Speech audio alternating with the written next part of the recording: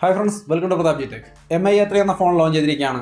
MI A2 നമുക്കറിയാം, ക്യാമറയും stock ആൻഡ്രോയിഡും main ഘടകങ്ങളാണ് ആ ഫോണുകളുടെ. MI A സീരീസിൻ്റെ അതേ കാര്യങ്ങൾക്ക് മുൻഗണന കൊടുത്തുകൊണ്ട് തന്നെയാണ് MI A3 വന്നിരിക്കുന്നത്. അതുകൊണ്ട് തന്നെ ഇതൊരു നല്ല അപ്ഡേഷനായിട്ട് വേണമെങ്കിൽ നമുക്ക് കണക്കാക്കാം. ചെറിയ ചില മൈനസ് പോയിന്റുകളുണ്ട്, അത് ഞാൻ പറയാം. ഫസ്റ്റ് ഓഫ് ഓൾ ഡിസൈൻ നോക്കിയാൽ നല്ല സ്റ്റൈലിഷായ ഡിസൈനാണ്, യാതൊരു കോംപ്രമൈസും ഇല്ല. നോച്ച് ഡിസൈനാണ്, ഈ ഒരു പ്രൈസ് റേഞ്ചിൽ നോച്ച് ഡിസൈനൊക്കെ തന്നെയാണ്. അപ്പോൾ നോച്ച് ഡിസൈനും നല്ല ഗൊറില്ല ഗ്ലാസ് 5ൻ്റെ പ്രൊട്ടക്ഷൻ ഫ്രണ്ടിലും ബാക്കിലും ക്യാമറ ലെൻസിൻ്റെ അവിടെയും ഒക്കെ നമുക്ക് ഗൊറില്ല ഗ്ലാസ് 5ൻ്റെ സ്ട്രോങ് ആയ പ്രൊട്ടക്ഷൻ കിട്ടുന്നുണ്ട്. അപ്പോൾ നല്ല ഡിസൈനും കാര്യങ്ങളൊക്കെ ഉണ്ട്. പക്ഷേ ഡിസ്പ്ലേ ഫുൾ HD ഡിസ്പ്ലേ നമുക്ക് കിട്ടില്ല, പകരം HD+ ഡിസ്പ്ലേ മാത്രമേ കിട്ടുള്ളൂ. പക്ഷേ AMOLED ഡിസ്പ്ലേ ആണ്, അങ്ങനെ ഒരു മേന്മ അവിടെയുണ്ട്. സാധാരണ നമ്മൾ MI A2 നോക്കിയാലും ഫുൾ HD ഡിസ്പ്ലേ ആണ് നമുക്ക് കിട്ടിയിരുന്നത്. ഇവിടേക്ക് വരുമ്പോൾ HD+ ഉള്ളൂ, റെസൊല്യൂഷൻ കുറവാണ്. പിന്നെ ഈ ഒരു കാര്യം പറയുമ്പോൾ AMOLED ആണോ HD ആണോ നല്ലതെന്ന് ഒരുപാട് സുഹൃത്തുക്കൾ ചോദിക്കുന്നുണ്ട്. അത് കമൻറ്റ് വഴി ചോദിച്ചൊരു ചോദ്യം തന്നെയാണ്. AMOLEDയും HDയും രണ്ട് ടേമാണ്. AMOLED എന്ന് പറയുന്നതും HD എന്ന് പറയുന്നത് TFT എന്നൊക്കെ പറയുന്നത് കളർ ആക്യുറസി അല്ലെങ്കിൽ കളറിൻ്റെയും മറ്റു കാര്യങ്ങളൊക്കെ ആയി ബന്ധപ്പെട്ട് കുറച്ച് നല്ല കളറ്, കുറച്ചുകൂടി നല്ല ആക്യുറേറ്റ് ആയ ബ്ലാക്ക്, ഡീപ്പ് ബ്ലാക്ക് കാര്യങ്ങളൊക്കെ കിട്ടണമെങ്കിൽ സൂപ്പർ AMOLED ആണ് ഏറ്റവും നല്ലത്. കുറച്ച് താഴേക്ക് IPS LCD, പിന്നെ TFT, അങ്ങനെ ക്വാളിറ്റി കുറഞ്ഞു വരും. അത് കളറും കാര്യങ്ങളൊക്കെ ആയി ബന്ധപ്പെട്ടിട്ടാണ് കുറച്ചും കൂടി നമ്മൾ കൂടുതലായിട്ട് യൂസ് ചെയ്യുന്നത്. HD, ഫുൾ HD, അതേപോലെ 4K എന്നൊക്കെ പറഞ്ഞാൽ അത് റെസൊല്യൂഷനാണ്. അത് കൂടുന്നതിനനുസരിച്ച് കുറച്ചും കൂടി ക്ലാരിറ്റിയും മിഴിവും ഒക്കെ ഇമേജുകൾക്ക് കൂടുതൽ കിട്ടും. അപ്പോൾ HD എന്തുകൊണ്ടും ബെറ്ററാണ് ഫുൾ HD, ഇതിനേക്കാൾ വലുതാണ് 4K എന്നൊക്കെ പറയുന്ന സംഗതികൾ. അപ്പോൾ നമുക്ക് 10,000 രൂപ തൊട്ട് മുകളിലേക്ക് ഇങ്ങോട്ട് നമ്മൾ ഒരുപാട് ഫോണുകൾ, നല്ല ഫോണുകൾ നമുക്ക് ഫുൾ HD ഡിസ്പ്ലേകളാണ് തരുന്നത്. ഈ ഒരു ഫോണിൽ നമുക്ക് HD+ ഡിസ്പ്ലേ ഉള്ളൂ. ഈ ഒരു പ്രൈസ് നോക്കുമ്പോൾ HD+ ഡിസ്പ്ലേ ഒരു കാര്യമായ നെഗറ്റീവായിട്ട് തന്നെ നമുക്ക് ഫീൽ ചെയ്യുന്നുണ്ട്. ഈവൻ MI A2 അടക്കം ഫുൾ HD ഡിസ്പ്ലേ ആണ്. പക്ഷേ ഈ ഫോണിലേക്ക് വരുമ്പോൾ ഒരു അപ്ഡേഷൻ എന്ന രീതിയിൽ നോക്കുമ്പോൾ ഇതിൽ ഒരു ചെറിയ ഡീഗ്രഡേഷൻ ആണ് നടത്തിയിരിക്കുന്നത്.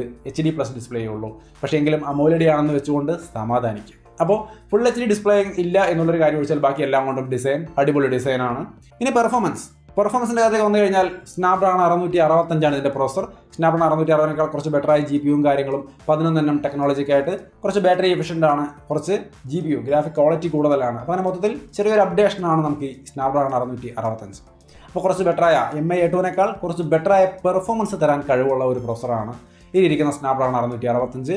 10,000 രൂപ റേഞ്ചിൽ ഇറങ്ങിയ Realme 5ലും ഉണ്ടായിരുന്നത് ഈ Snapdragon 665 തന്നെയാണ്. അപ്പോൾ ഈ ഒരു പ്രോസർ അടിച്ചുകൊണ്ടാണ് ഈ ഫോൺ വരുന്നത്. ഹൈബ്രിഡ് സിം സ്ലോട്ടാണ്, 2 സിം അല്ലെങ്കിൽ 1 SIM memory card. MI A2 നമുക്ക് മെമ്മറി കാർഡുള്ള ഓപ്ഷൻ ഉണ്ടായിരുന്നില്ല.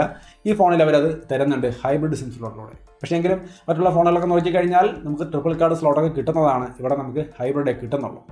എങ്കിലും MI സീരീസ് എടുക്കുന്നവരെ സംബന്ധിച്ച് ഇതൊരു ബെറ്റർ ഓപ്ഷൻ തന്നെയാണ്. അപ്പോൾ ഇതിന് കൂടാതെ ഈ ഒരു റേഞ്ചിൽ പ്രധാനപ്പെട്ട കാര്യം എന്ന് പറയുന്നത് സ്റ്റോക്ക് ആൻഡ്രോയിഡ് ആണ്. അപ്പോൾ ലേറ്റസ്റ്റ് ആൻഡ്രോയിഡ് വെർഷനും കാര്യങ്ങളൊക്കെ ഇതിനകത്ത് കിട്ടും.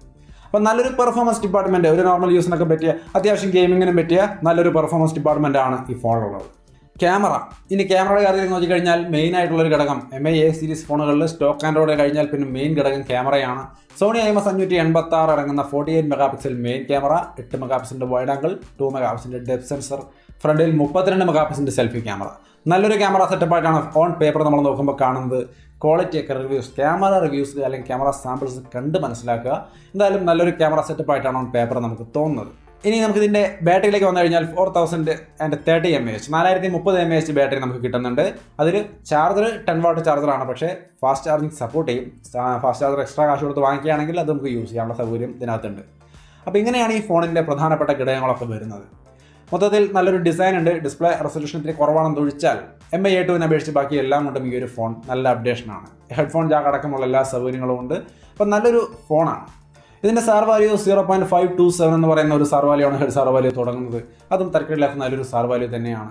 അപ്പോൾ MI A2 അങ്ങനെയുള്ള ഫോണുകൾ നോക്കി വന്നു കഴിഞ്ഞാൽ ഒരു നല്ല അപ്ഡേഷനാണ്. ഈ റെസൊല്യൂഷൻ ഒഴികെ ബാക്കി എല്ലാ കാര്യങ്ങളും കൊണ്ടും ഇതൊരു തരക്കേടില്ലാത്ത നല്ലൊരു അപ്ഡേഷനായിട്ടാണ് എനിക്ക് ഫീൽ ചെയ്യുന്നത്. അപ്പോൾ ഈ ഒരു ഫോൺ മൊത്തത്തിൽ എങ്ങനെയുണ്ടെന്ന് നോക്കിക്കഴിഞ്ഞാൽ നല്ല ഒരു ക്വാളിറ്റിയുള്ള ഫോണായിട്ട് തന്നെയാണ് തോന്നുന്നത്. A സീരീസ് ഫോൺ ഈ ക്യാമറയും സ്റ്റോക്ക് ആൻഡ്രോയിഡ് നോക്കിക്കൊണ്ട് എടുക്കുന്നവർക്കൊക്കെ ധൈര്യമായിട്ട് എടുക്കാവുന്ന നല്ലൊരു ഫോണാണ്. പക്ഷേ ഈ ഒരു പ്രൈസ് റേഞ്ചിൽ മറ്റുള്ള ഫോണുകളായിട്ട് കമ്പയർ ചെയ്ത് നോക്കിക്കഴിഞ്ഞാൽ എനിക്ക് തോന്നുന്നത് ഇതിനേക്കാൾ നല്ലത് ഫുൾ HD ഡിസ്പ്ലേ ഉള്ള വേറെ ഏതെങ്കിലും ഒരു ഫോൺ എടുക്കാം. അല്ലെങ്കിൽ ഇതിനേക്കാൾ പവർ കൂടിയ ഫോണുകൾ നമുക്ക് കിട്ടാനുണ്ട്. ട്രിപ്പിൾ കാർഡ് സ്ലോട്ടുള്ള ഫോണുകൾ കിട്ടാനുണ്ട്. ഇതിനേക്കാൾ നല്ല ബാറ്ററി ചാർജിങ് പവർ, അതായത് ഫാസ്റ്റ് ചാർജറൊക്കെ ഉള്ള ഫോണുകൾ കിട്ടാനുണ്ട്. അപ്പോൾ ഒരുപാട് ഓപ്ഷനുകൾ ഇതിനേക്കാൾ കൂടുതൽ കിട്ടുന്ന നല്ല ഫോണുകൾ വേറെ ഈ റേഞ്ചിലുണ്ട്. ഈ MI A സീരീസിലെ ഫോൺ അല്ലാതെ മൊത്തത്തിൽ നല്ലൊരു ഫോൺ എടുക്കാൻ ഇഷ്ടപ്പെടുന്ന ആൾക്കാരാണെങ്കിൽ കുറച്ചുകൂടി ബെറ്ററായ ഓപ്ഷനുകൾ വേറെയുണ്ട്. റിവ്യൂസൊക്കെ ഒന്ന് നോക്കിയിട്ട് കമ്പാരിസണൊക്കെ നോക്കിയിട്ട് നല്ല തീരുമാനമായിട്ട് എടുക്കുക.